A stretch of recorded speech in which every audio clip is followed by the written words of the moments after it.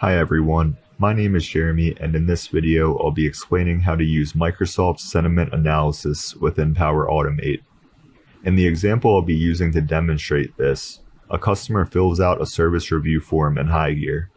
Once this occurs, Power Automate will use sentiment analysis to analyze the comments submitted by the reviewer. After this, a value of positive, mixed, or negative will be associated with the comment, and HighGear will archive or escalate the review based on that sentiment. To begin the tutorial, we'll start by looking at the HighGear workflow that was configured for this process. If we look into the entry node for this workflow, we're specifying that the review form needs to be submitted in order for the workflow to be initiated. Moving to the second node in the workflow, in set initial values, all we're doing here is changing the description of the review to say service review, followed by the name that was entered on the form when it was submitted. Following this, we've configured a web request node in HighGear to send a web request to Power Automate. This is what triggers the automation that runs the sentiment analysis on the review comments and updates HighGear with its results. After the web request is made, the workflow leads into a decision node with 3 branches.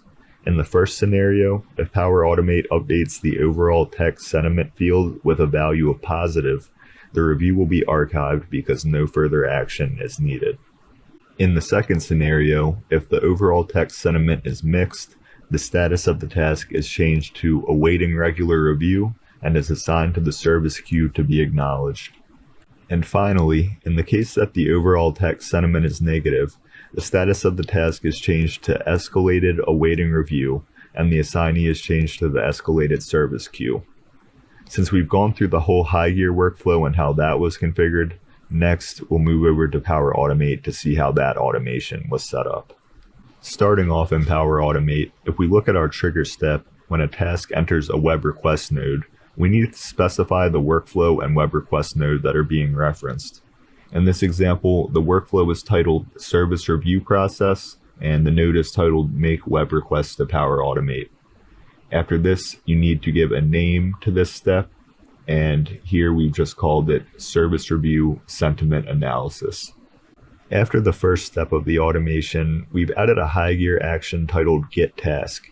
This will retrieve all of the field values associated with the review that was submitted.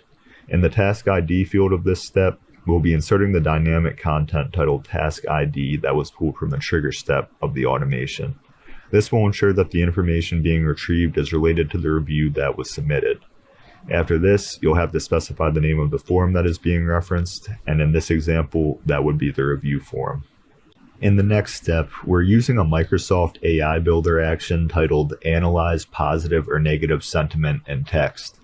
Here, all we're doing is specifying which language the text is in and inputting the string of text that will be analyzed.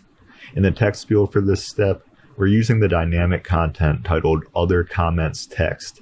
This is the text string that was retrieved in the Other Comments HighGear field after we used the Get Task action in the previous step. In the final step of the automation, we're using an Update Task HighGear action. First, we're defining the task ID of the HighGear task that is being updated. You'll notice that there are now 2 pieces of dynamic content titled Task ID. One was retrieved from the initial step of the automation, while the other was retrieved in the Get Task action step. Either one of these are able to be used as they represent the same value. Next, we'll also be specifying the task form that is being updated. This presents the fields that appear in the action.